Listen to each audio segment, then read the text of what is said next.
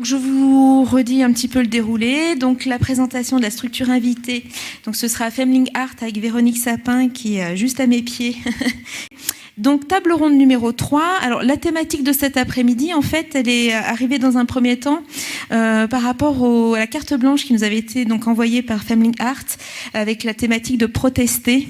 Donc voilà, qui était quand même assez fort, en tout cas une empreinte assez forte dès le départ. Donc on expliquera qu'il y a un collectif à la fois international et on va dire sororal, donc des voix féminines et féministes, dont on salue les 20 ans. C'était aussi l'occasion pour Vidéoforme de saluer donc les 20 ans de ce collectif. Et donc je donne la parole à Sen pour introduire donc Femling Art. Donc quelques petits mots et après Véronique tu viendras.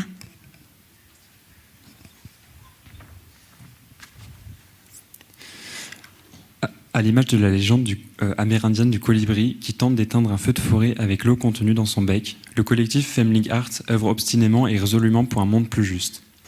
Un livre qui retrace l'histoire du collectif, son fonctionnement et l'analyse de ses vidéos sera bientôt publié en français à l'occasion de leur 20e anniversaire.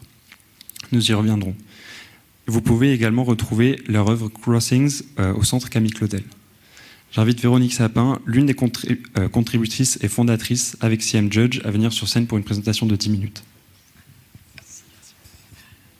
Bonjour.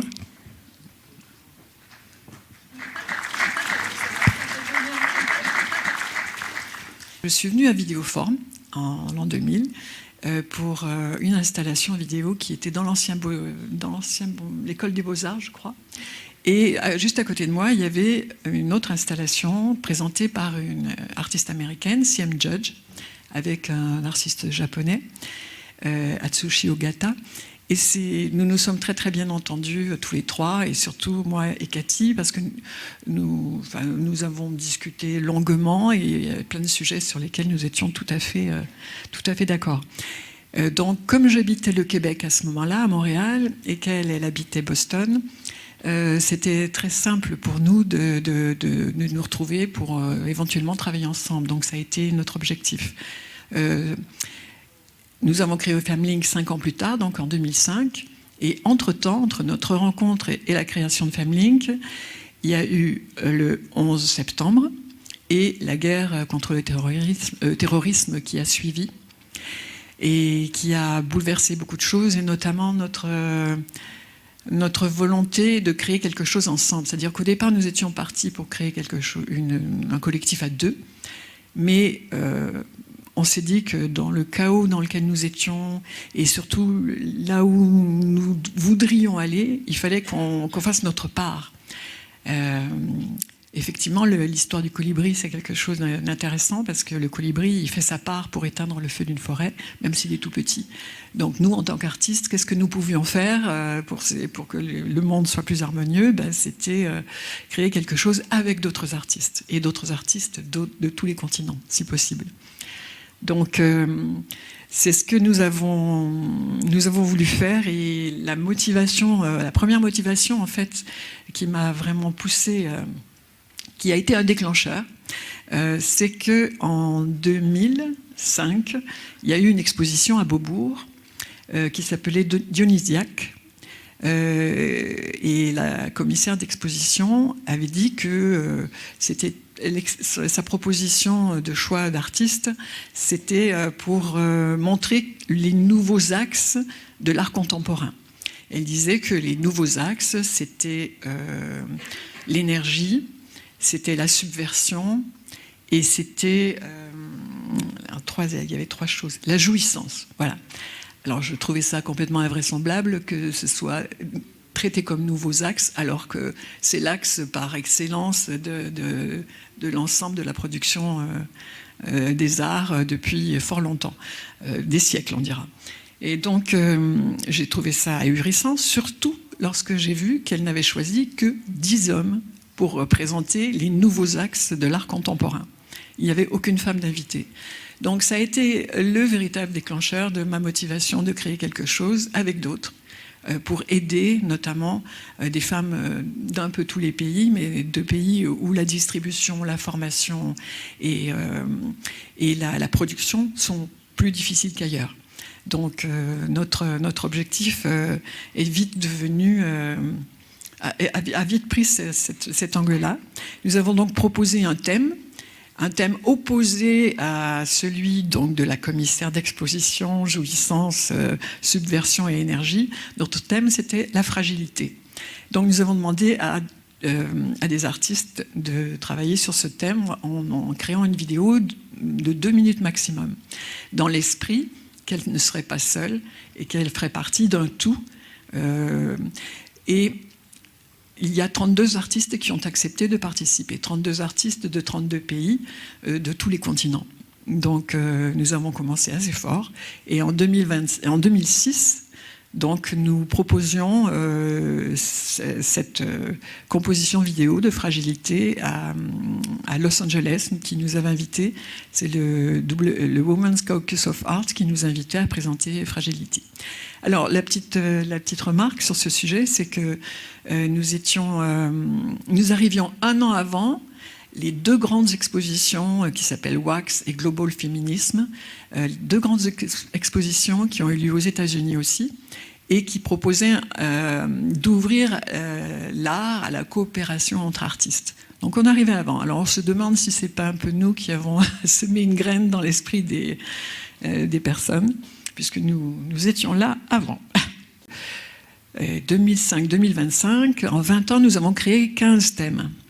15 thématiques qui partent tous d'un mot, comme fragilité, résistance, préoccupation, vital, proteste, etc. C'est un mot et il n'y a pas d'explication autour. Chacune est libre de l'interpréter à sa guise. Donc la traduction du concept, nous ne cherchons pas à aiguiller ou à canaliser une idée. Chacune est libre de l'interpréter comme elle veut. Les thèmes ont été choisis par la suite. Enfin, les 2 premiers thèmes ont été choisis par Cathy et moi, Siem Judge et moi. Le 3e thème a été proposé par l'artiste Evgenia Demnievska, qui est ici, qui est préoccupation. Et les autres thèmes ont été choisis après un sondage parmi toutes les artistes. Toutes les artistes nous ont proposé des thèmes, donc au fur et à mesure, nous avions pioché dans ces thèmes pour arriver jusqu'à 15. Nous en avons 15 maintenant. Un 16e, parce que nous avons aussi invité des artistes hommes, en leur proposant de nous faire une vidéo de 2 minutes aussi, sur le thème du tribute to a female artist. Donc, il ne fallait pas inventer un tribute to a female artist, mais s'ils avaient l'impression qu'ils étaient redevables ou ils avaient envie de faire un hommage à une femme artiste, nous les invitions à nous faire une petite vidéo là-dessus. Et il y a 18 artistes hommes donc, qui participent à FemLink. Donc notre objectif de construire une nouvelle forme de réseau artistique et de coopération internationale, finalement, je pense que 20 ans plus tard, on peut dire qu'on a réussi, puisque maintenant nous sommes 152 artistes de 63 pays, plus 18 artistes hommes. Voilà. Donc ça fait beaucoup de monde. Maintenant c'est plus facile de trouver des artistes, de travailler sur leur travail, de refaire des recherches sur le travail des artistes. Mais à l'époque, il y a 20 ans, c'était beaucoup plus compliqué. Donc pour trouver des artistes et les inviter, il fallait prendre d'autres moyens qu'Internet, parce que tout le monde n'avait pas de site et tout le monde n'avait pas d'email. On s'en rend pas compte maintenant, mais ça a été... Et puis en plus de ça, nous, on avait des vidéos VHS. Donc j'envoyais au lieu d'exposition des vidéos VHS qu'il avait fallu pendant 1 nuit, 2 nuits faire du rendering avec, et puis c'était pas du tout techniquement favorable. Plus du tout comme maintenant où tout se passe par WeTransfer et compagnie. Voilà, je ne sais plus trop combien de temps il me reste. Combien de temps il me reste là? Vous avez calculé? Non, je ne sais pas... Je ne sais pas où j'en suis avec ça. Bon, bref. Alors, on peut peut-être se poser la question, pourquoi est-ce que chaque collage vidéo, composition vidéo, on appelle ça des compositions vidéo, le premier mot c'était collage vidéo, puis on a changé. Pourquoi un artiste, un pays chaque fois pourquoi est-ce qu'on voulait absolument qu'il y ait un artiste pour chaque thème et un pays et pas le même pays représenté dans chaque thème. Eh bien, c'est simple quand on y réfléchit, parce qu'au départ, quand on disait et quand on dit encore quelquefois que c'est un peu le concept d'un artiste, un pays dans chaque vidéocomposition, on nous dit mais pourquoi faire des restrictions, des limites, les frontières normalement elles ne devraient pas exister dans le monde artistique. Enfin bon. Ça part de bonnes intentions, hein, mais ce sont des idées angéliques et il faut faire un petit peu attention, parce que si on approfondit la question, moi je connaissais beaucoup d'artistes européennes, beaucoup de françaises, quelques européennes. C.M. Judge connaissait pas mal d'artistes américaines, et si on était parti dans la facilité, on aurait fait un petit collectif bien occidental. Et notre objectif, c'était quand même d'aller au-delà. Donc, on s'est forcé à chercher des artistes qui venaient d'ailleurs et non pas uniquement dans notre réseau. Et ça nous a permis, comme je vous disais pour Fragilité, ce thème-là, il y a quand même la moitié des artistes occidentales, mais tout le reste, ce sont des artistes qui n'en sont pas, qui sont d'ailleurs.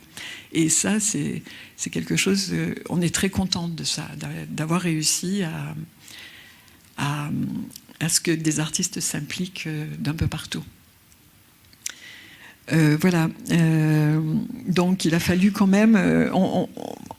on pense qu'on a inventé quelque chose qui s'appelle la V-composition, la vidéocomposition, c'est-à-dire où chaque artiste est libre d'interprétation. C'est bon. J'arrête. Chaque artiste est libre d'interprétation, mais dans sa création, elle a l'idée que son œuvre va faire partie et va rentrer en écho avec les œuvres des autres artistes et qu'elles sont là pour rester ensemble. C'est pas juste c'est pas juste une œuvre qui va se terminer une fois diffusée. Non, elles sont là pour rester ensemble, à vie, pour l'éternité.